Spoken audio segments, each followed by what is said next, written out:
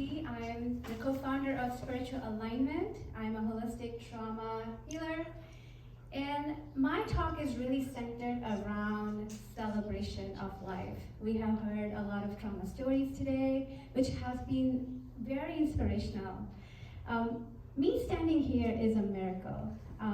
42 years ago, around this time, 42 years ago, my mom had me in her belly. She was a few months away from giving birth, and she did not know whether I will make it.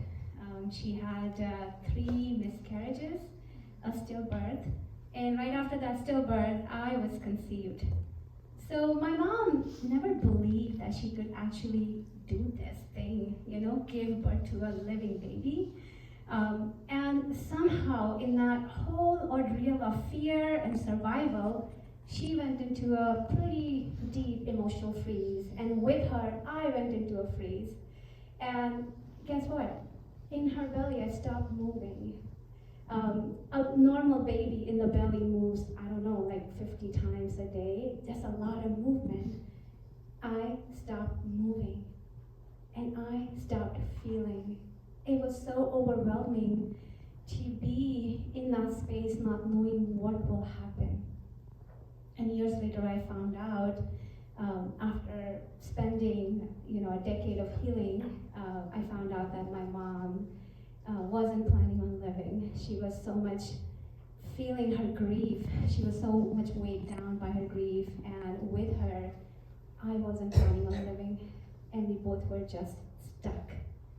Kind of that state where you're not here and you're not here. Like you're stuck somewhere in the middle, but you can't go back, and you don't think you can move forward. And honestly, this is how I lived my most life. I did not know why I was having these suicidal thoughts, why every little thing was so intimidating, challenging, overwhelming that I would just give up, I can't do it, I'll find somebody else. And feeling this sense of disability inside me, it was hard. And growing up, I grew up in India. It's the land of goddesses, if you know. There are over 1 million goddesses in India. Each goddess has her own medicine, her own story, her own unique way of serving the world. Yet, I grew up around women who were unhappy. And if you know anything about Indian culture, leaving a marriage, leaving a relationship is never an option. You just can't leave. So the best advice they gave to each other, tolerate. Work on tolerating the pain more and more. So that's what I did. I learned to tolerate my pain. I learned to hold it all inside me.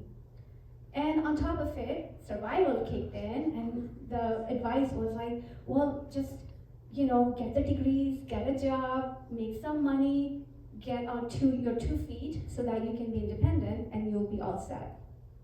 So I went in a very long slumber, in that freeze, the emotional freeze, the physical freeze, this tolerance of pain.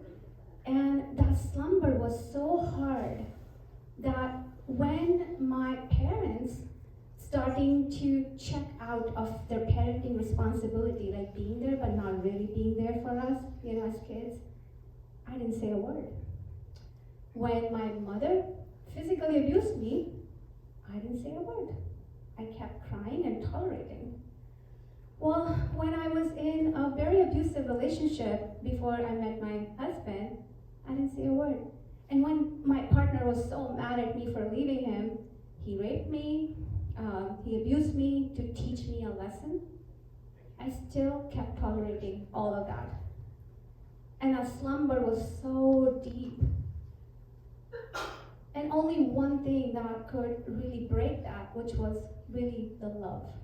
Love that, the lack of love is what created my slumber. And the moment I met my husband in 2011 is when I saw hope. I saw hope that, maybe there's another way of being where I don't have to tolerate all of this. So fast forward in my story, we married, we have 2 kids. I learned a lot from my kids. And I had the opportunity to spend the last 10 years working on my healing to really bring myself back to life. I have the honor of working with amazing clients. And one thing I learned that, you know, a lot of what is unseen in our life, a lot of what is not understood in our life really rules our life the most. So energy is everything. Before we have feelings or thoughts or emotions, there is energy affecting us. So I dedicated the last 10 years learning the language of energy, which is intuition, and connecting with my spirit to really receive that direct guidance of the spirit to lead me to love. And that has been tremendously healing. That has been life-changing for me and for the clients that I work with.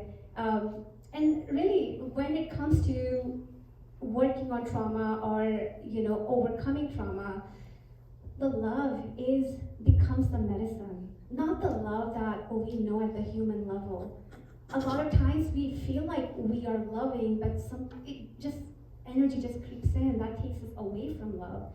And the spirit, when she comes forward, she really guides us to that purest form of love that we are worthy of receiving. That is our birthright as human beings, to walk on the planet, to be this embodiment of love.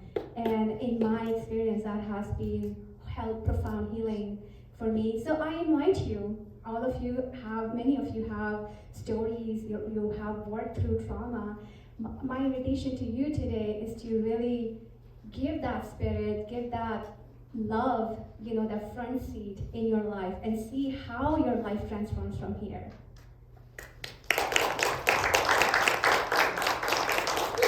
Good job. Great job. Oh yeah, give her a hand again. Come on.